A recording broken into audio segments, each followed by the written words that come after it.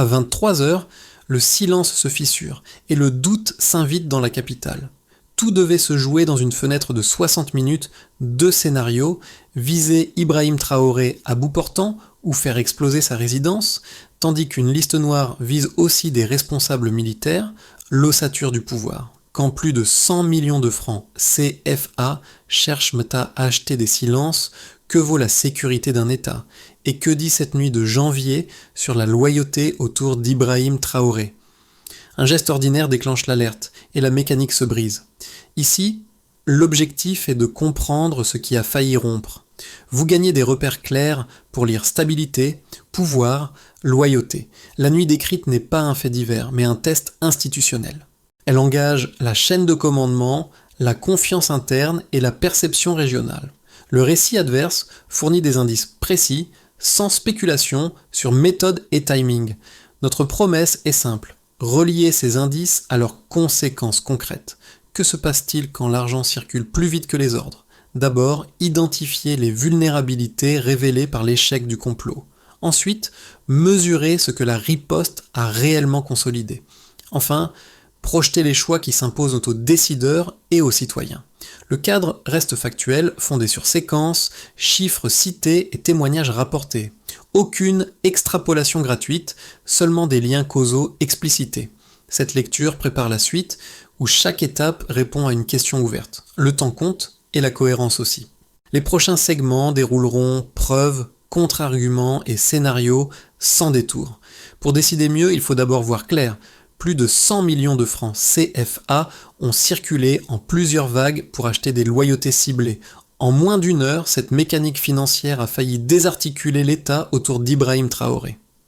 Ce chiffre n'est pas un détail spectaculaire, mais le cœur du dispositif. Il signale une opération pensée, découpée, hiérarchisée, où chaque acteur reçoit une valeur, chaque silence un prix. Le récit adverse décrit une liste précise de cibles militaires, toutes situées dans le cercle rapproché du pouvoir. Leur élimination simultanée aurait créé un vide immédiat, une rupture de la chaîne de commandement et une confusion exploitable avant l'aube. Le contexte importe.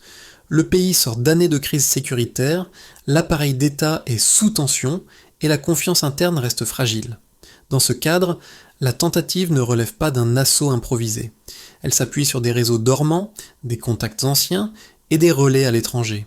Les fonds, selon les aveux rapportés, transitent par des canaux fragmentés pour éviter toute alerte précoce. Chaque versement est calibré, parfois entre 3 000 et 15 000 francs CFA, en fonction de la valeur stratégique attribuée à la cible. Cette granularité révèle une connaissance fine des personnes et des routines. Ce qui surprend les enquêteurs, ce n'est pas seulement l'ampleur, mais le timing. Tout converge vers une fenêtre de 60 minutes, choisie pour frapper pendant le sommeil, quand la vigilance baisse et que l'effet de surprise est maximal. À l'intérieur de ce laps, 2 scénarios coexistent. Une attaque directe ou une explosion ciblée. Les deux visent le même résultat. Isoler Ibrahim Traoré et provoquer un effondrement en cascade. Le contexte humain complète le tableau. Plusieurs officiers approchés décrivent un sentiment d'abandon hérité du régime précédent, une fatigue exploitée par les conspirateurs. Pourtant, cette faille supposée se heurte à une réalité inattendue. Des alertes individuelles, fragmentées mais convergentes. C'est là que le récit bascule. L'échec du complot ne tient pas à une supériorité matérielle mais à une chaîne de décisions discrètes, prise sans coordination apparente, qui déclenche l'alerte à temps. Le récit change d'échelle lorsqu'il quitte les plans abstraits pour suivre des gestes précis. Un sous-officier récemment intégré à la garde présidentielle remarque des mouvements inhabituels près d'une caserne. Rien d'héroïque, seulement une anomalie perçue dans une routine tendue. Son premier réflexe n'est pas d'agir seul, mais de signaler. Ce choix, apparemment banal, enclenche une réaction en chaîne. L'alerte remonte à un supérieur de confiance, puis circule entre unités. Les échanges se multiplient, les soupçons se recoupent. En moins de 30 minutes, la cellule de sécurité passe en vigilance renforcée. Un capitaine chargé d'une unité de surveillance apporte un second indice. Il admet avoir été approché par un ancien camarade, porteur d'une proposition ambiguë. La promesse financière suffit à éveiller la méfiance. Là encore, le signalement prime sur l'opportunité. Ces deux trajectoires illustrent un même mécanisme. La prévention n'est pas venue d'un ordre centralisé, mais d'initiatives individuelles alignées par la confiance. L'impact est immédiat. Les dispositifs sont ajustés, les accès contrôlés, les communications cryptées activées, les conspirateurs perdent l'avantage du secret. La fenêtre d'action se rétrécit. Les effets précoces dépassent la simple neutralisation. À l'intérieur des unités, la circulation rapide de l'information renforce la cohésion. À l'extérieur, la communication officielle maîtrisée évite la panique. L'absence de coup de feu n'efface pas la tension, mais elle limite l'onde de choc. Le so what est clair. Quand des sentinelles ordinaires choisissent l'alerte, l'effet cumulatif peut sauver une structure entière. Tout s'active, sans bruit. Le compte à rebours commence avant minuit. Un message codé circule, bref, sans ambiguïté. Les téléphones vibrent presque simultanément chez plusieurs suspects. Quelques minutes plus tard, un véhicule non identifié se positionne près de la résidence présidentielle. Les phares s'éteignent aussitôt. Dans le même temps, des profils connus pour leur proximité avec l'ancien régime convergent vers le périmètre. À l'intérieur, les rideaux sont tirés, la lumière tamisée. La routine bascule. Les équipes de surveillance, déjà en vigilance accrue, isolent à la zone et verrouillent les accès. L'activation est silencieuse, méthodique, sans sirène, ni annonce. La tension monte d'un cran. Un mouvement anormal est perçu près d'une entrée secondaire. Un agent s'approche, repère un objet suspect au pied d'un mur. La chaîne d'alerte s'emballe. Communication cryptée, appel aux forces spécialisées, sécurisation en profondeur. L'effet de surprise disparaît. Les assaillants hésitent. Deux silhouettes se replient dans l'ombre. Une voiture démarre brusquement, abandonnant un sac d'explosifs artisanaux. Presque simultanément, une tentative d'intrusion est interceptée à la caserne adjacente. Les équipes encerclent, maîtrisent, contrôlent. Pas de coup de feu, mais une tension constante prête à rompre à chaque seconde. À 23h02, la menace directe est écartée. Les premières confessions tombent sous la pression des faits. Un ex-officier évoque un contact étranger, des consignes précises, des promesses financières. Les enquêteurs découvrent une liste de cibles, un organigramme, un schéma de paiement planifié. La fenêtre de 60 minutes se referme. Le pays a frôlé la bascule sans la franchir. À partir de là, les répliques se propagent. À l'aube, les ratissages s'étendent aux quartiers périphériques. La rumeur d'un attentat manqué circule, mais la communication officielle, contrôlée, limite la panique. Les suspects sont isolés, les preuves sécurisées. Les équipes d'investigation consolident les aveux par des éléments matériels. Les flux financiers sont tracés, les contacts recoupés. La rapidité de la riposte devient un signal interne, la vigilance a payé. Dans les unités, les visages restent fermés, les gestes sobres. La tension laisse des traces, mais la cohésion se renforce. Au lever du jour, Ibrahim Traoré salue ses hommes, sans emphase. Le message implicite est clair, l'épreuve a validé des procédures et des choix. L'onde de choc ne se traduit pas par des affrontements, mais par une discipline accrue. La séquence se referme sur un constat opérationnel. Quand l'activation est détectée tôt, le climax peut être contenu et l'aftershock transformé en apprentissage collectif. La lecture quantitative éclaire ce que le récit suggère. Le baseline est celui d'un appareil sécuritaire sous pression, fragmenté par des années de crise, où la corruption est souvent perçue comme un risque structurel. Le delta apparaît lorsque les chiffres de l'enquête sont mis bout à bout. Plus de 100 millions de francs CFA ont été mobilisés, fractionnés en plusieurs vagues pour financer une opération ciblée. Ce montant, rapporté à l'économie locale, représente une capacité d'achat suffisante pour influencer durablement des comportements individuels. Le premier indicateur est la structure des paiements. Les aveux rapportent des montants unitaires variables allant de 3 000 à 15 000 francs CFA attribués selon la valeur stratégique de chaque cible. Cette dispersion n'est pas aléatoire. Elle signale une hiérarchisation précise, un calcul coût-bénéfice assumé et une connaissance fine des réseaux internes. Chaque somme devient un levier, chaque versement un test de loyauté. La mécanique repose sur l'hypothèse que l'accumulation d'incitations finira par fissurer le cercle de protection. Le second indicateur concerne le nombre de cibles. Les enquêteurs identifient 19 profils militaires situés dans le cercle rapproché d'Ibrahim Traoré.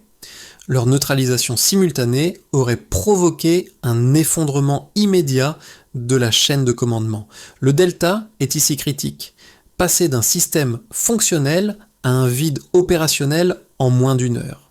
Cette concentration des cibles révèle que l'objectif n'était pas une pression diffuse, mais une décapitation nette.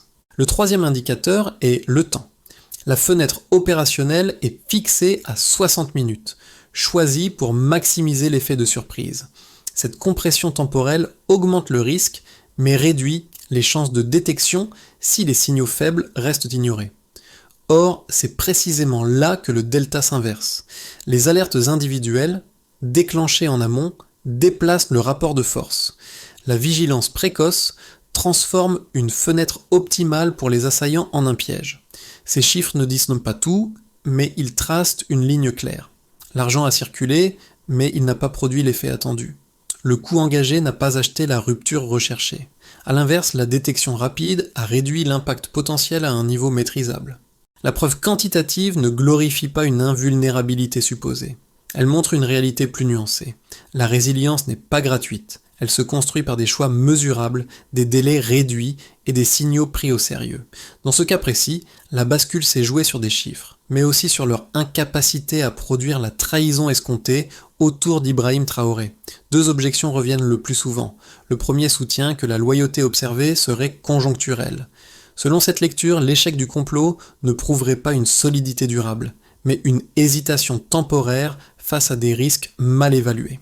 L'argent aurait circulé trop tard, les relais auraient manqué de coordination, et la peur des conséquences immédiates aurait freiné des acteurs pourtant disposés à trahir. Dans cette perspective, la fidélité ne serait qu'un calcul prudent, réversible si les conditions changent. Le second argument affirme que la centralité d'un leader accroît la vulnérabilité.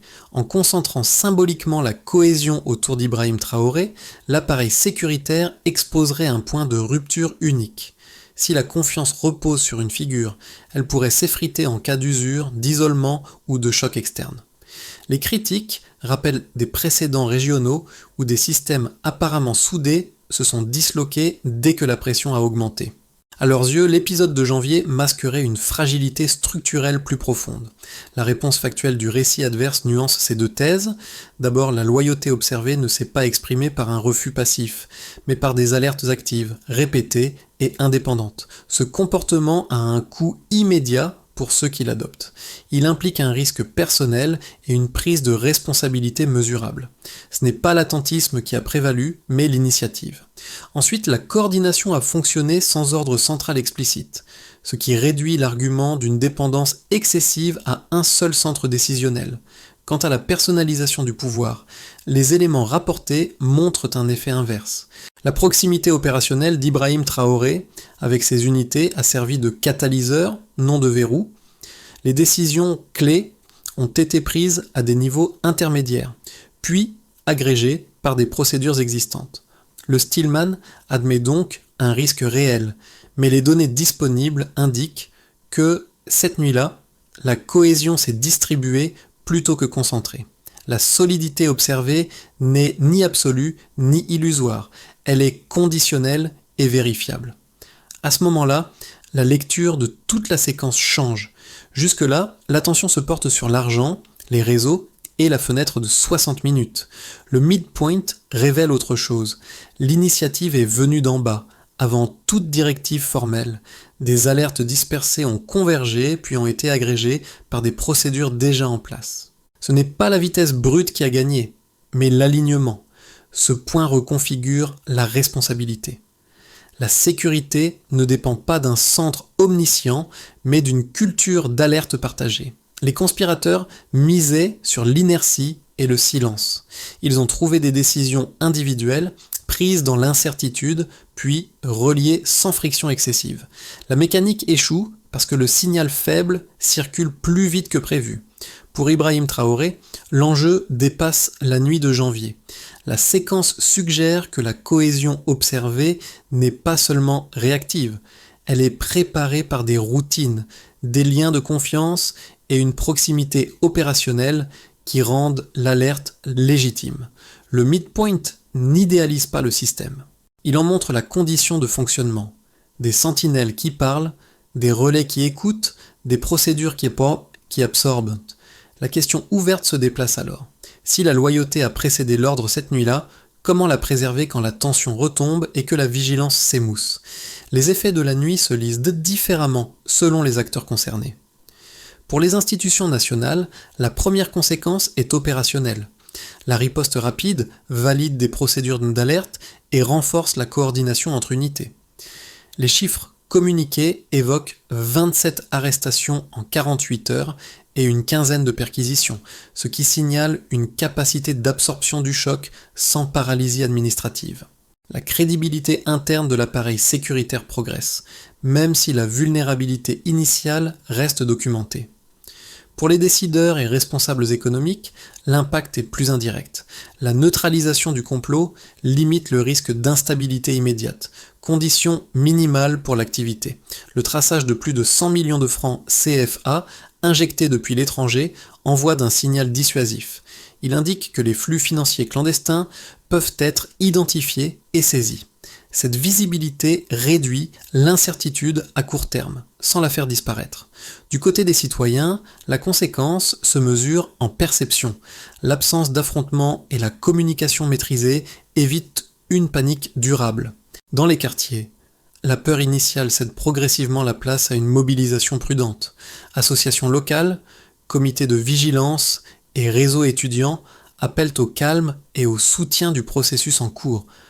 La société civile ne se contente pas d'observer, elle ajuste ses comportements et ses attentes. Pour la région, enfin, l'épisode résonne comme un test.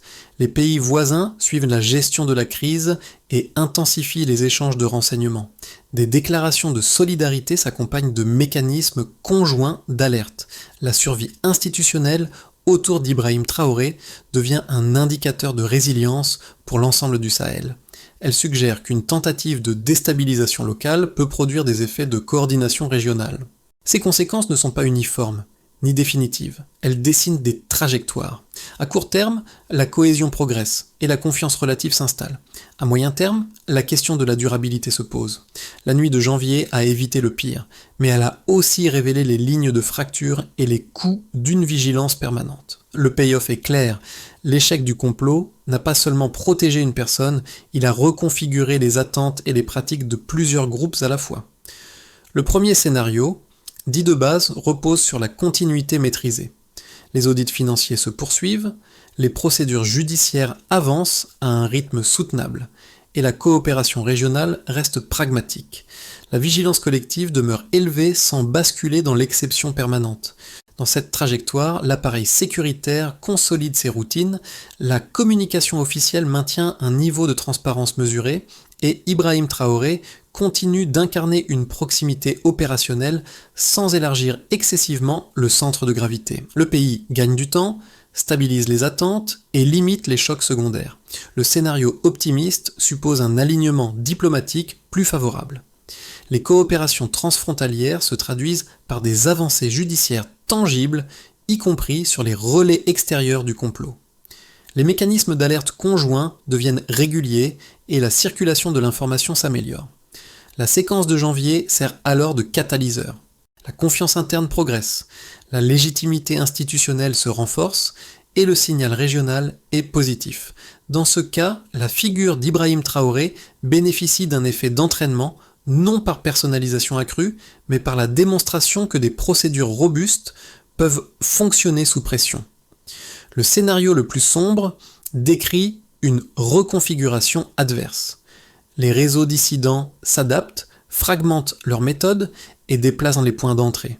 La vigilance s'émousse avec le temps, la fatigue institutionnelle s'installe et les tensions économiques ravivent les tentations de rupture. Des incidents périphériques, même mineurs, sont instrumentalisés pour tester à nouveau la cohésion. Dans cette trajectoire, la centralité symbolique devient un risque si elle n'est pas compensée par des relais solides et autonomes. Entre ces trois chemins, une constante s'impose. Rien n'est automatique. La résilience ne se décrète pas, elle se pratique. La recommandation de fond est cognitive avant d'être politique. Garder l'esprit critique, privilégier les signaux faibles et refuser les lectures binaires. Les prochains mois ne diront pas seulement si la crise est close, mais si les leçons de janvier ont été intégrées. À ce stade, la séquence cesse d'être lointaine. Elle touche des choix quotidiens et des attentes concrètes. Pour les familles, l'épisode réactive une peur ancienne, celle d'un basculement soudain qui emporte le travail, l'école, la sécurité de base. La réponse observée, sans affrontement visible, apaise partiellement. Elle n'efface pas l'angoisse, mais elle réduit l'imprévisibilité perçue. La stabilité devient une valeur tangible, liée à des gestes précis plutôt qu'à des discours. Pour les jeunes et étudiants, la nuit agit comme un révélateur. Elle montre que l'information fiable et l'alerte précoce comptent. Les appels à la vigilance circulent. Les mises en garde contre la désinformation se multiplient. L'engagement n'est pas spectaculaire. Il est discret, fait de relais, de discussions, de refus de la rumeur. Cette posture redéfinit le rôle civique attendu. Du côté des travailleurs et commerçants, l'impact se mesure en continuité. Ouvrir, livrer, se déplacer sans interruption majeure devient un indicateur de confiance. La gestion de crise limite les ruptures et soutient l'activité minimale. Le message implicite est simple. La prévention protège aussi les moyens de subsistance. Pour le spectateur, enfin, l'enjeu est interprétatif. La tentation d'un récit héroïque est forte, mais elle masque l'essentiel. Ce qui a fonctionné relève d'un empilement de décisions ordinaires. Deux gestes utiles émergent. D'abord, privilégier les sources recoupées et temporisées. Ensuite, soutenir les mécanismes de dialogue locaux, là où les signaux faibles apparaissent. La nuit de janvier rappelle que la sécurité collective commence avant l'urgence, dans l'attention partagée. La suite, telle qu'elle est décrite, appelle une feuille de route méthodique, sans excès ni improvisation. Première étape, sécuriser l'instruction. Les services poursuivent l'audit financier déjà engagé et élargissent le périmètre aux proches des suspects identifiés. Mesures. Nombre de transactions recoupées, fonds gelés, cohérence des aveux avec preuves matérielles. Deuxième étape, encadrer la justice. Un comité incluant des magistrats indépendants supervise les dossiers sensibles pour garantir la corroboration des déclarations et éviter toute chasse aux sorcières. Mesures, proportion d'aveux, confirmée par pièce, délai de procédure, taux d'annulation pour vice. Troisième étape, renforcer la coopération transfrontalière. Le gouvernement sollicite les pays voisins afin de traquer les complicités et les relais, notamment sur les couloirs décrits. Mesures, demande d'entraide émise, réponse reçue, opération conjointe, éléments transmis. Quatrième étape, installer une communication régulière. Conférence de presse à intervalles fixes, publication des avancées majeures, ouverture d'un canal de signalement. Mesures, fréquence, clarté des points factuels, volume d'alerte utile, correction des rumeurs. Dernière étape, évaluer chaque mois. Commission mixte armée-société civile partenaire pour suivre l'efficacité. Dossier traité, proportion de fonds récupérés, rapidité des poursuites. Dans ce cadre, Ibrahim Traoré insiste sur un principe. Transparence sans renoncer à la justice. Le payoff est net. Une crise contenue ne suffit pas. Il faut prouver mois après mois que les mécanismes tiennent sans dépendre d'une seule nuit. Le récit revient à ce détail discret du début. Des veilleurs ordinaires, des couloirs silencieux, des décisions prises sans témoin, ce sont ces gestes et non les slogans qui ont tenu la nuit. Le callback s'impose naturellement. Là où l'argent devait fissurer, une proximité quotidienne a soudé. Là où la peur devait isoler, l'alerte a circulé. L'émotion n'est pas triomphale, elle est contenue, presque sobre. Autour d'Ibrahim Traoré, la fidélité décrite n'a rien d'aveugle. Elle se nourrit d'un partage des contraintes, d'une présence sur le terrain, d'une égalité de fait dans l'épreuve. Les témoignages évoquent un chef qui traverse les mêmes checkpoints, refuse les privilèges visibles et assume le même risque perçu. Ce motif revient comme un fil rouge. La reconnaissance précède l'obéissance. La phrase « la loyauté a précédé l'ordre » résonne à nouveau, mais différemment. Elle n'explique plus seulement l'échec d'un complot, elle décrit une relation. L'émotion tient à cette inversion silencieuse des attentes. La nuit de janvier devient alors un repère, non parce qu'elle a frôlé le pire, mais parce qu'elle a révélé ce qui, en temps ordinaire, reste invisible. La séquence se referme sans slogan ni injonction. Elle laisse un espace. La nuit racontée n'appelle pas une adhésion aveugle, mais une attention durable. À l'échelle sociale, le symbole qui reste n'est pas celui de la force, mais celui d'une vigilance partagée, capable de contenir l'extrême sans s'y habituer. Dans les quartiers, les échanges ont repris, les routines se sont réinstallées, et l'idée d'une responsabilité collective a gagné du terrain. Pour le public, l'invitation est simple et exigeante. Continuer à questionner les récits, à comparer les sources, à distinguer l'alerte utile de la rumeur, soutenir les espaces de dialogue locaux, là où les signaux faibles apparaissent en premier. Reconnaître que la stabilité se construit par des gestes répétés, pas par un moment unique. La figure d'Ibrahim Traoré, telle qu'elle traverse ce récit, renvoie moins à une posture qu'à une relation de confiance conditionnelle. La question reste ouverte, volontairement. Que faire, chacun à son niveau, pour que la loyauté observée cette nuit-là ne soit pas une exception, mais une pratique ordinaire quand la pression retombe?